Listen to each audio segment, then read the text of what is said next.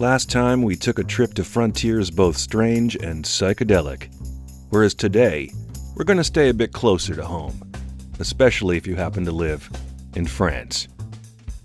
But it's still Buddha and the Slut, my friends, which means we got some travel, some weirdness, and a special kind of narcotic. This is episode 10, and it's called My Secret Drug. I get the question all the time. How can you live like this? No house, no car, unmarried, freelance work, just enough stuff to fit in a backpack or an oversized suitcase if I'm headed somewhere chilly. Enough savings and credit to reach the next haven, find a roof and a bed, eat a decent meal. A pal from France laid it out for me one night over cheap pizza and warm beers on the patio of my off-season bungalow somewhere in the Andaman Sea. Brooke, you are smart, have some talent, funny, okay-looking, sexy to some, but who can take you serious, no? 50, she is not so far away, but you have nothing. The woman who goes with you, she'll be looking for fun, but nothing more. Is not how you say stable. Same with the business. They will think you are always like this, impossible to keep, to hold on to. I could not do this, parce que maybe I am afraid, but I think I could not do it. It would hurt too much. And there it is, right there. The answer glaring at the end of his well-meaning yet stinging observation. My life and the path it has taken. But it's also in a pattern of mine that others who know me have long questioned. The rare indulgences.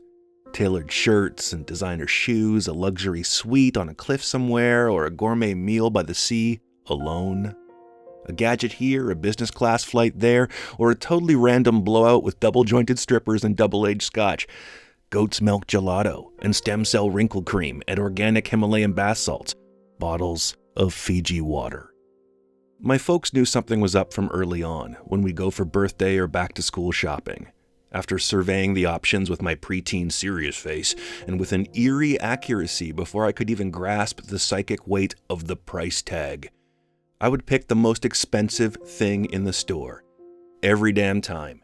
And my mom, every damn time, would shake her head and rub the spot where her discount glasses met a nose obsessed with sniffing out a deal. Champagne taste on a beer budget. That's a recipe for misery, mister. I used to think she was right. That maybe the planets really did align in this lifetime, making Libra my rising sign and cursing me to crave the finer things only. Truth is, though, I've always been poor. Or danced on the poverty line. I was raised scavenging bottles out of ditches on East Coast highways, tasked with pulling apart 2-ply toilet paper, re-rolling it into 2 rolls, and obeying a strict 5-square limit. Forced into bargain bin girls' jeans because the designer ones that would fit my stupid hips were not an option. And it wasn't just kid poor. I've eaten out of fast food garbage bins, lived on 7-Eleven nacho condiments, been on welfare and also homeless for weeks straight, and more than once, I seriously considered scams, robberies, and prostitution. Yet I can honestly look back on those times with a sense of humor about it. Because it was never about the money for me. Ever. Even when I finally got some, it didn't fix anything. It didn't make me any happier. It didn't make the pain go away, which ties back to what our Frenchie said at the beginning. He couldn't live my life because he was afraid that all the uncertainty and the chaos, the loneliness, the lack of control would hurt too much. Now don't worry, this is not going to be some poor me diatribe, though I've certainly been guilty of those before. I am an Olympic-level complainer and a grumpy old man in training. But before I start yelling at those damn kids to pull up their pants and get the hell off my lawn, well, I'll let you in on the secret of how and why I live like this. It's simple, really, and maybe some of you can relate. I do it for the hit. For a dose of the stuff that helps me muscle through, that keeps me getting up in the morning, going to sleep at night, and moving one day closer to the end of my shift.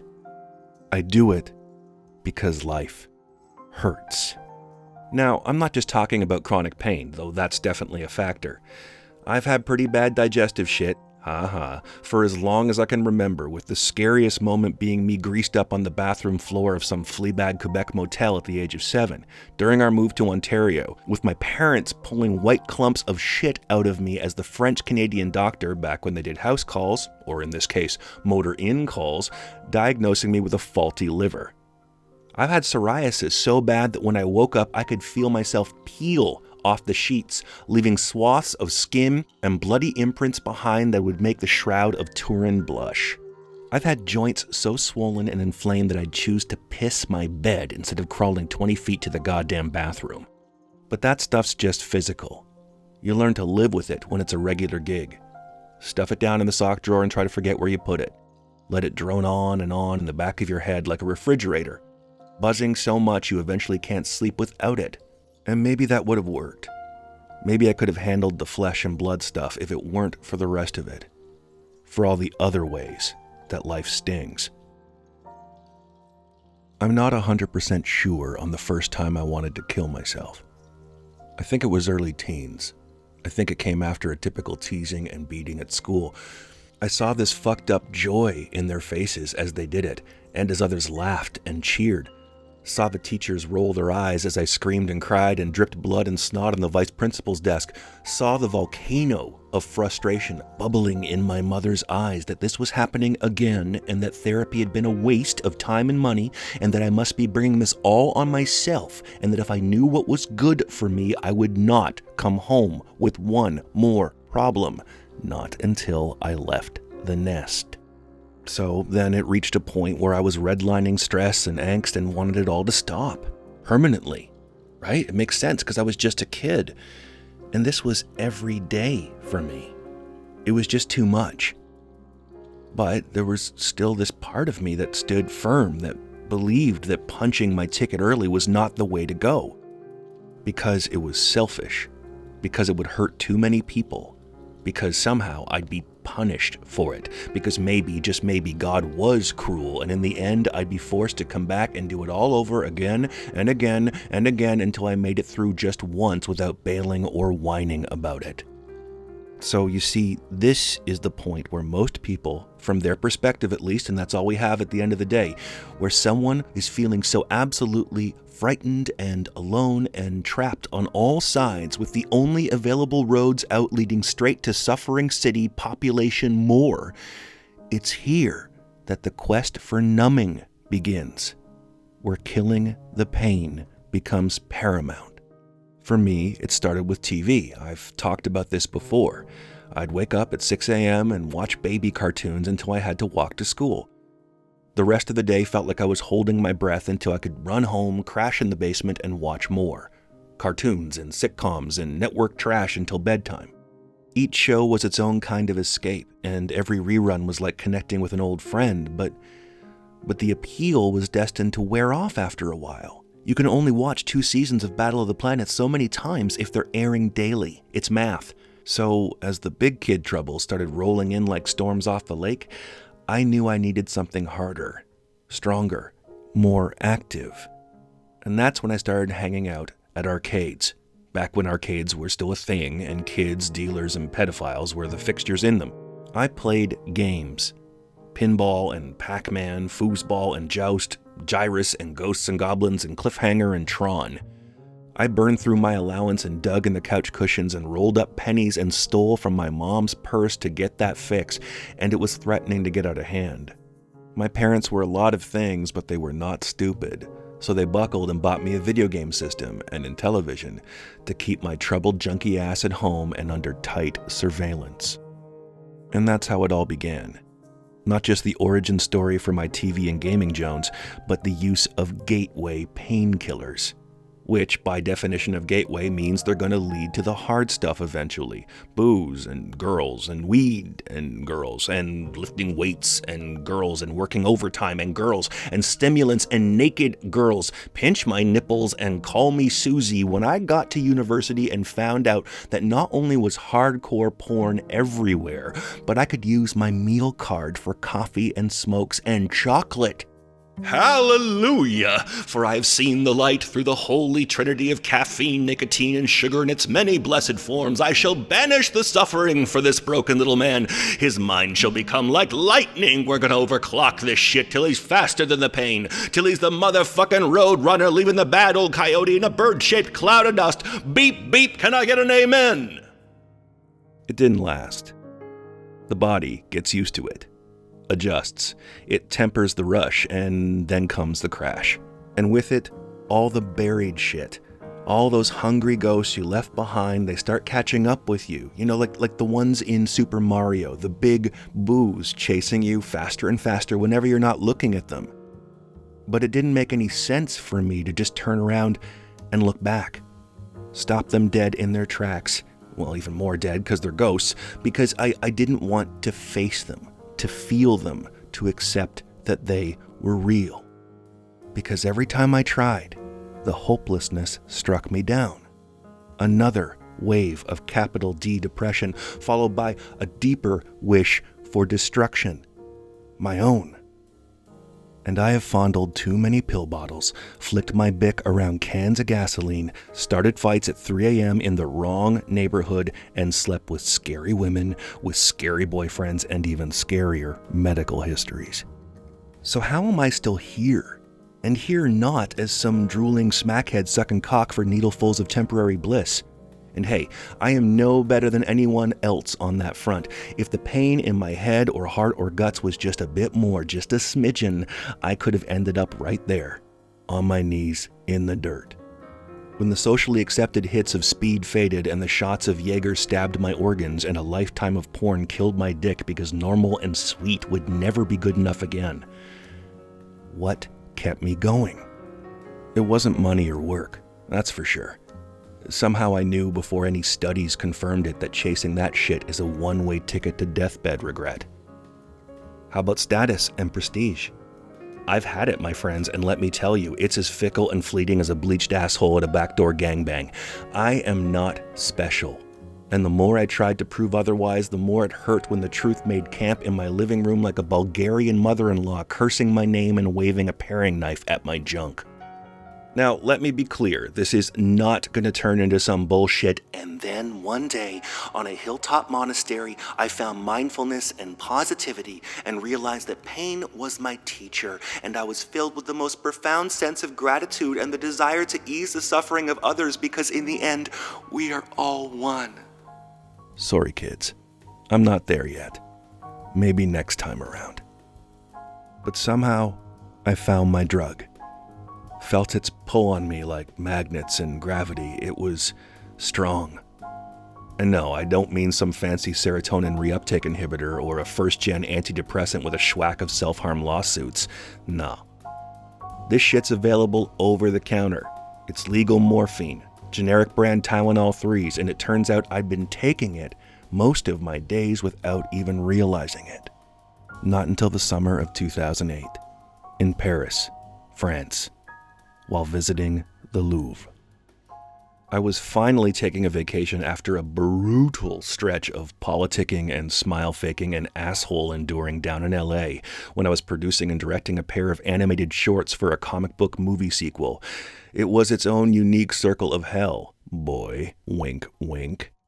And coping with the ugliness of it, the dearth of authenticity, the Hollywood vacuum, well, let me tell you, it took a lot of rich food and premium tequila and good coke and pristine punani to bear it all.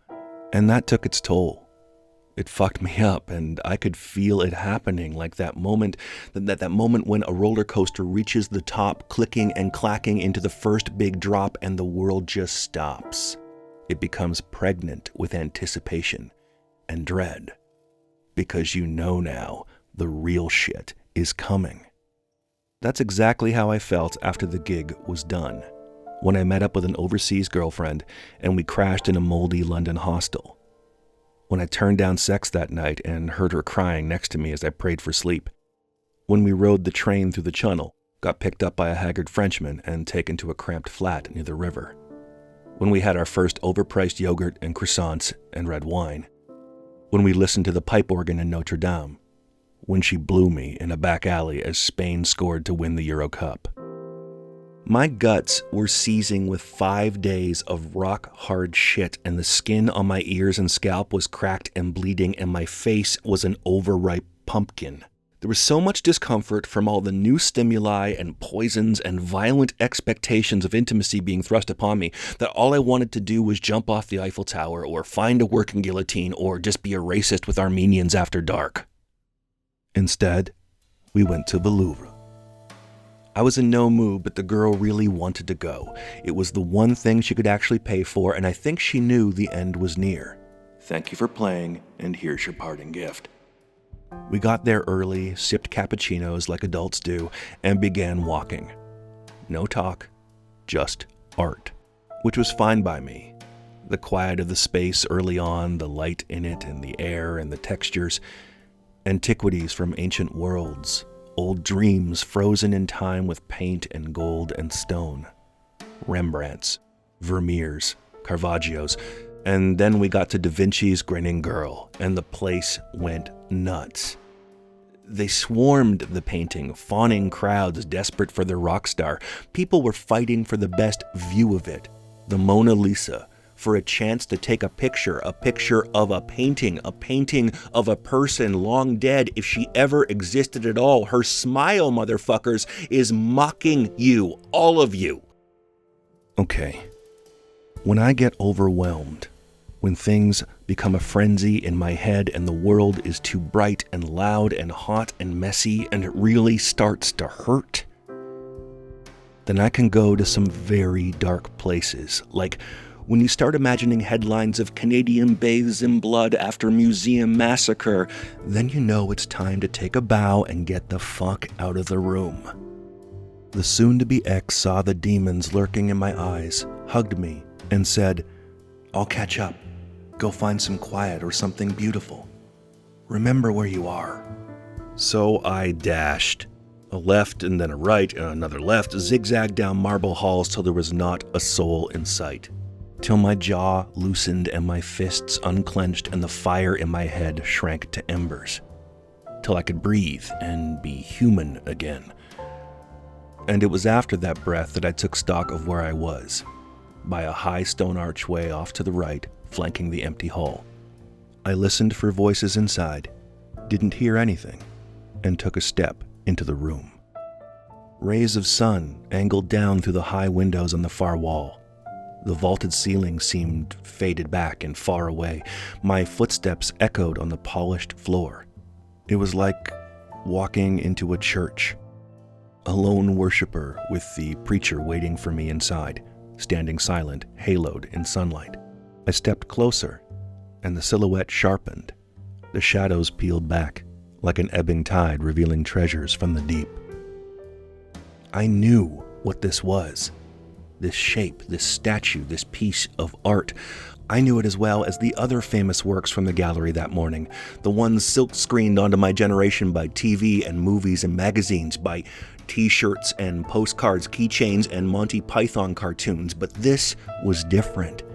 It was real, towering before me on its pedestal, timeless and limbless and empty-eyed and so unbelievably beautiful.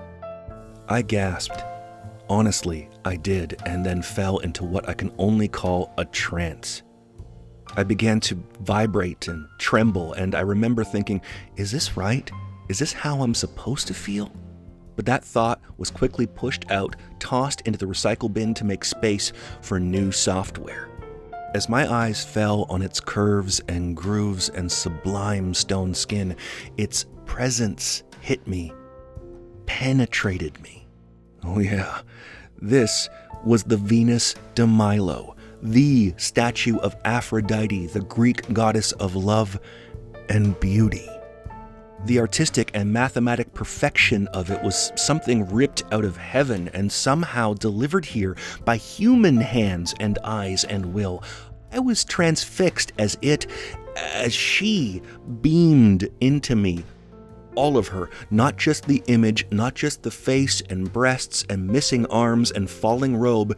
It was her atomic structure, her position in space-time, her sacred geometry, and her creator's love and madness, and the awe of every living thing that had been lucky enough to gaze upon her. She entered me then, fused with me, reprogrammed me, and with the upgrade installed, I suddenly knew. It was clear what I'd been using, the drug I had dosed on subconsciously for 38 years in order to keep going.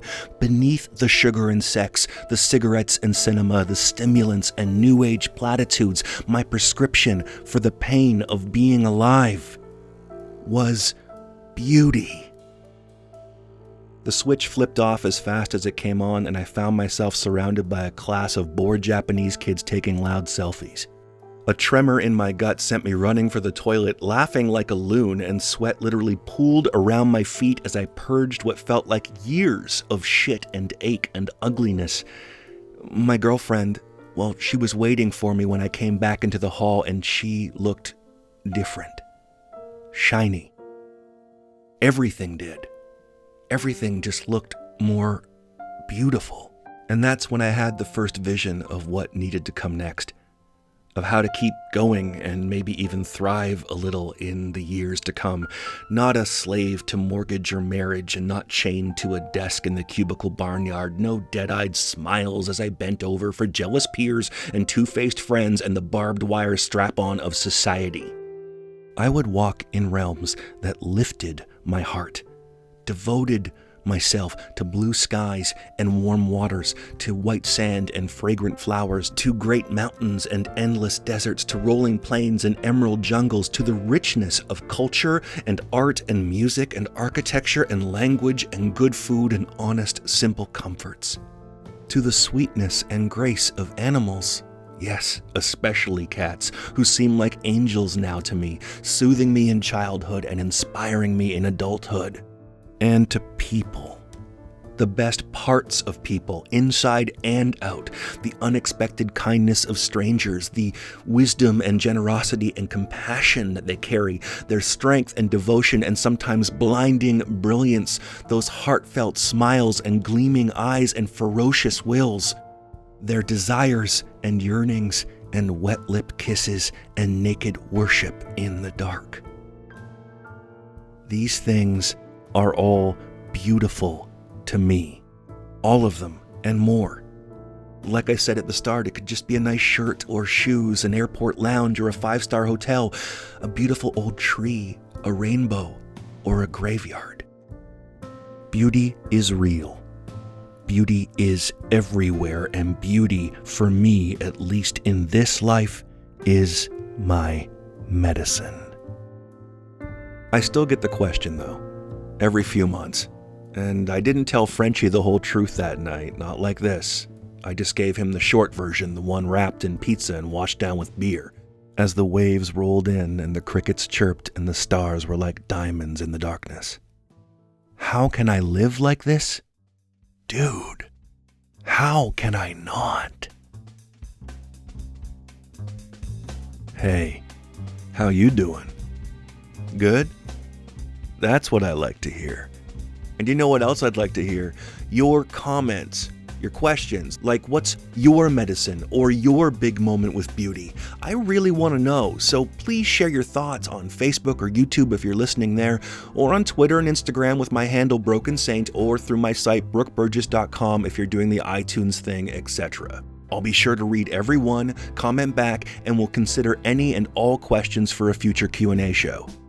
And speaking of, part 3 of 20 questions is coming up next time. So stay tuned, spread the good word, and please, shine on, you crazy diamonds.